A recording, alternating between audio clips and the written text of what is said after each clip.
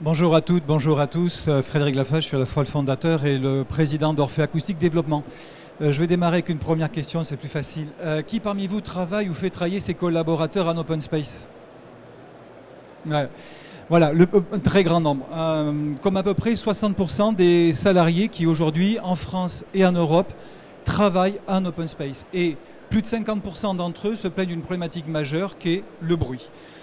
Fort de plus de 20 ans d'expérience en ingénierie acoustique et vibratoire, nous avons pu identifier les causes et les conséquences du bruit, tant pour les salariés eux-mêmes que pour les entreprises. Pour les salariés, les conséquences, on les connaît, elles sont connues, elles ont été éditées par d'autres, à savoir la problématique de la perte de concentration, d'efficacité, le stress, l'absentéisme, voire le rejet total de l'espace de travail. Un chiffre à conserver, 15 minutes. C'est le temps nécessaire pour retrouver un état de grande concentration quand on a, comme ça, des interruptions. Et les interruptions sont généralement nombreuses. La deuxième conséquence, toutefois, elle est de nature financière pour les entreprises. Il y a une étude qui a été menée en juin 2016, donc qui est récente, par Ernst & Young, et qui a mis en évidence que la perte d'efficacité due au bruit au travail représentait la modique somme de 18 milliards d'euros rien qu'en France. Donc c'est pour montrer la corrélation qu'il y a et le fait qu'on n'identifie pas toujours la conséquence des éléments des uns par rapport aux autres. Donc à partir de là, on a, nous, réfléchi, travaillé et imaginé une solution qui vise à améliorer véritablement les conditions de travail des salariés. Et en particulier, deux éléments majeurs que l'on a cherché à viser. Celui que l'on appelle généralement le confort, mais celui surtout lié à la perte d'efficacité, perte de concentration, et donc le fait de pouvoir vraiment améliorer la problématique du bruit. Pour ça, vous avez ici donc le petit objet qui est dans ma main, parce que si comme ça on ne se rend pas toujours compte de la dimension que ça peut représenter. C'est un tout petit boîtier composé d'un contrôleur et d'un diffuseur, je ne rentre pas dans le détail, qui est nomade, connecté, pédagogique, et qui va d'une part diffuser ce qu'on appelle un son dit de masquage sonore, c'est un peu technique, je ne rentre pas dans le détail, mais qui, pour faire très très simple, va réduire l'impact du bruit généré par les conversations. La problématique des conversations, c'est moins le niveau sonore, problème qu'on a ici aujourd'hui, comme sur tous les salons, mais davantage le fait que l'on comprend ce qui est dit. Et tout élément, tout facteur perceptible qui est associé à une information que l'on comprend génère la distraction.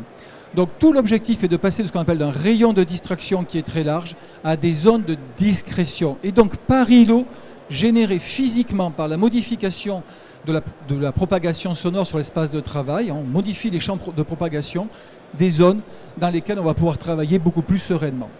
Toutefois, et quelle que soit encore une fois la solution, on s'est rendu compte qu'il était important aussi d'associer et d'amener chaque collaborateur à être à la fois acteur et préventeur de sa situation. Donc de pouvoir interagir avec la solution. D'où une information, une LED pédagogique qui va varier en permanence en fonction du niveau sonore et en fonction de plusieurs critères qui sont le fait d'être dans une situation acceptable ou gênante.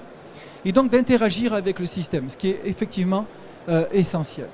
Le tout donc est connecté à une application mobile qui en permet à la fois le paramétrage, récupérer la donnée et alimenter, parce que nous ne faisons pas que récupérer la donnée, nous sommes au départ des prestataires de services et on garde cette côté d'expertise.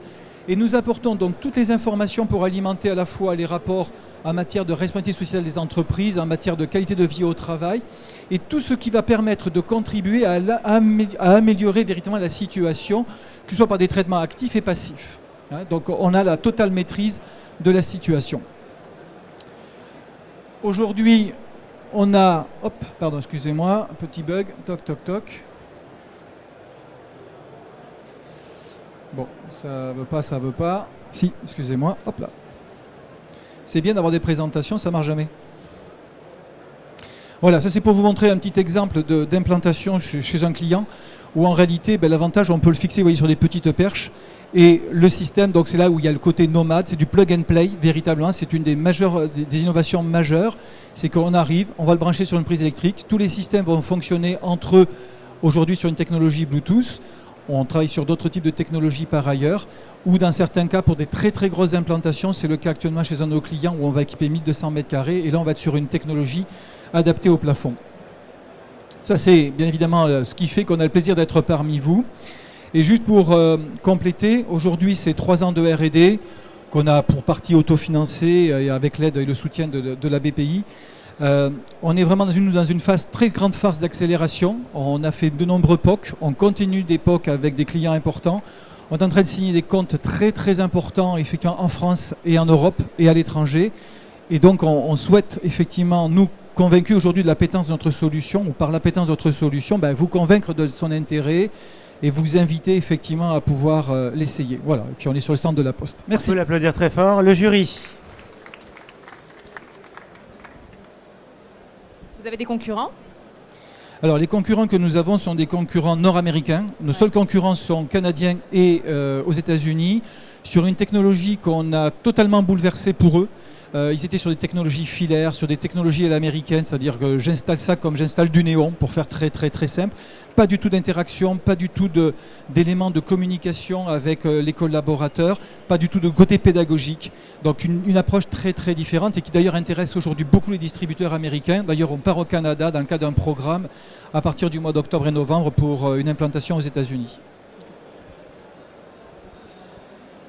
Pardon.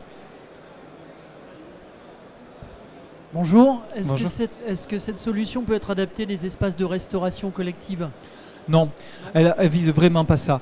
On a, comme toute technologie, on est très très clair, elle a ses limites. Elle fonctionne très très bien dans des espaces qui sont les espaces de travail, donc espaces de coworking, open space. Les hôpitaux aujourd'hui sont en train de travailler dans le monde hospitalier et dans le monde de l'éducation.